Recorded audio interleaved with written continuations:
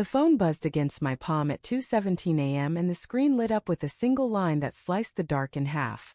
I'm out. Meet me tomorrow. Same spot. Jay.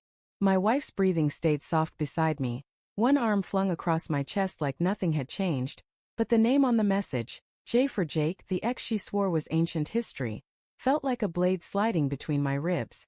I stared at those 8 words until they blurred, until the room smelled only of the sour panic rising in my throat, and I knew the life we'd stitched together over 8 years was already unraveling thread by thread. I didn't wake her. I couldn't. Instead I slipped from the bed, bare feet cold on the hardwood, and padded to the kitchen where the glow of the fridge became my only witness.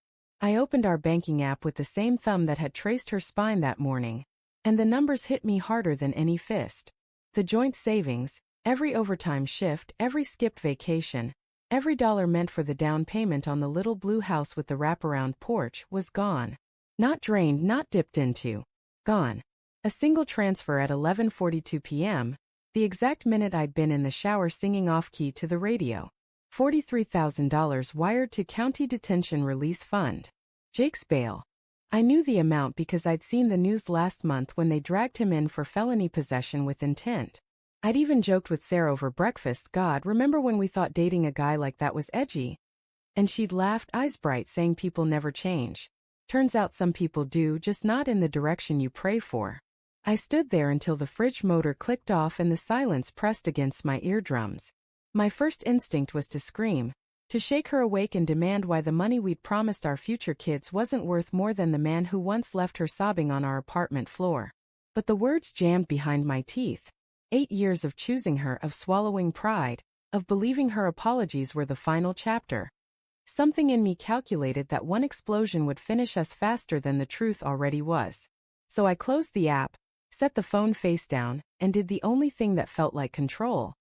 I opened a new browser tab and started moving whatever scraps remained. By sunrise I'd emptied the checking, the secondary savings, the emergency credit line she didn't know I'd added last year after the furnace scare. I funneled it all into an account under my name alone, fingers trembling so hard I had to retype the routing number 3 times. I left the joint credit cards active, let her feel the first sting when the gas pump declined, but every safety net we'd woven together I cut loose and nodded to myself. It wasn't revenge, not yet. It was oxygen. I needed to breathe before I decided whether to burn the house down or walk away from the ashes. Sarah padded in at 7, hair tousled, wearing my old Penn State hoodie like any other Saturday. She kissed the back of my neck while I stirred eggs that suddenly tasted like chalk.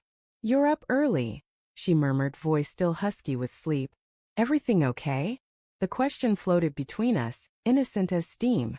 I nodded, scraping the pan harder than necessary, and said work had emailed about quarterly numbers. Lie for lie, I figured. She bought it, humming as she poured coffee, and the normalcy of the moment was its own kind of torture. Like watching a movie where you already know the ending but can't look away.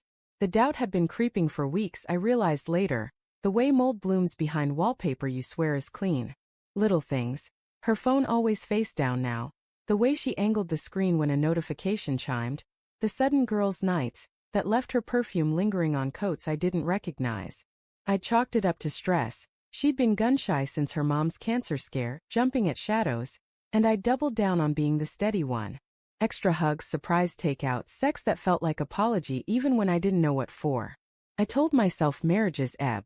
I told myself a lot of things. That afternoon she said she had errands. Dry cleaner, post office, maybe Target for new throw pillows because the old ones smelled like dog even though we didn't have a dog.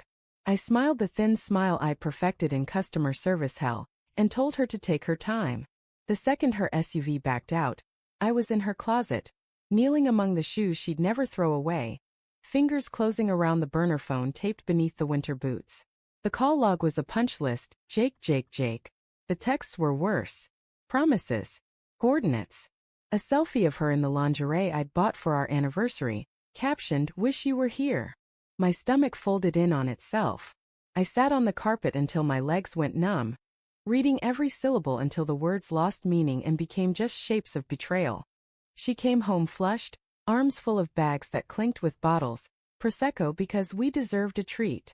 I helped carry them in, asked about her day, listened to the practiced lilt of her lies. When she reached for her regular phone to show me pillow swatches, I saw the tremor in her wrist. She knew I was watching. Maybe she even wanted me to see. That night we ate Thai on the couch, some rom-com flickering, and she curled into me like a cat that hadn't just shredded the curtains. I let her. I needed the weight of her head on my shoulder one last time. Needed to memorize how her hair smelled like coconut and possibility before I torched it all. Sunday she announced a brunch date with Megan, her college roommate who'd moved back to town. I nodded, said have fun, and the moment the door shut I called the bank again. Closed the last shared card. Transferred the piddly $63 left in joint checking. Then I sat at the kitchen table with a legal pad and wrote it all down, dates, amounts, screenshots printed at the library because I didn't trust our printer not to snitch. Evidence not for court but for me. Proof I wasn't crazy. Proof love could be a weapon turned inward. She came home tipsy, laughing about bottomless mimosas, and found me on the porch steps staring at nothing. The air smelled like cut grass and impending rain. "Hey, handsome," she said, nudging my knee with hers. "You look like someone kicked your puppy." I turned the screen of my phone toward her. The bail receipt. The transfer confirmation. Her face cycled through every shade of pale before settling on ash. "Ethan," she started, and the sound of my name in that moment was worse than any scream. I didn't yell. I'd promised myself that much. Instead I asked, quiet as snowfall, why the man who once broke her wrist in a drunken rage was worth more than the crib we'd priced last month. She cried, ugly shoulder-shaking sobs that soaked my shirt when she tried to hug me.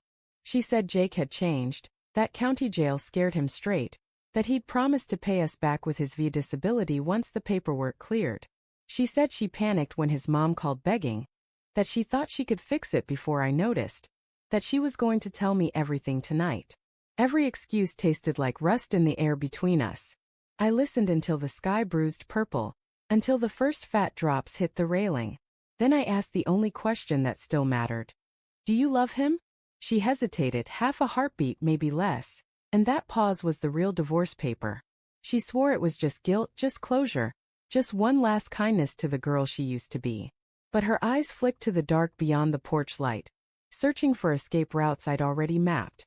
I stood up, knees cracking. "I moved the money," I said. "Everything left. It's gone where you can't follow." Her mouth open, closed. For the first time in 8 years, Sarah had no story ready. I walked inside, locked the bedroom door, and slept on the floor because the bed smelled like her lies. In the morning I was gone before she woke. Duffel in the truck, new apartment keys burning a hole in my pocket, the legal pad tucked under the seat like contraband. She called 7 times that first day. Texts that started with apologies and ended with accusations. I read them in the parking lot of a diner that smelled like bacon and bleach, then deleted the thread. My mom left one voicemail asking if I was safe. I texted back a thumbs up emoji because words felt too heavy. On day 3 Sarah showed up at my office, mascara tracks like war paint, begging through the glass for 5 minutes. My boss, good guy divorced twice, escorted her out before I had to. I watched from the window as she stood in the rain, hoodie plastered to her skin, looking smaller than I'd ever seen her. Part of me wanted to run after her with an umbrella. The rest of me remembered the crib. Weeks collapsed into routine. New sheets that didn't smell like us, takeout for one, running until my lungs screamed louder than my thoughts. I kept the joint account open with exactly 1 cent, a private joke I never laughed at. Sometimes at 2:17 a.m. the ghost of that buzz woke me, heart racing, but the screen stayed dark. I learned the difference between lonely and alone. I learned that silence can be a kindness when words only wound. One night I found the legal pad in a box marked old tax stuff, and flipped to the last page. I'd written a single line the morning I left. Love isn't a debt you pay to someone else's past. I stared at it until the letters swam, then tore the page out, folded it small, and slipped it into my wallet behind my driver's license. A scar I could carry without bleeding. Sarah sent a final text on what would have been our 9th anniversary. A photo of the blue house for sale sign staked in the yard like a surrender flag. No caption. I didn't reply. I drove past it once, windows glowing with someone else's future, and felt the strange relief of a bone finally set. The money's gone, some to Jake's habits, some to lawyers, some to the silence I bought myself. But I still have the folded page, the new keys, the steady beat of a heart that learned to guard its own doors. Trust isn't a vault you fill once and forget. It's a garden you tend every single day. And I finally stopped watering weeds.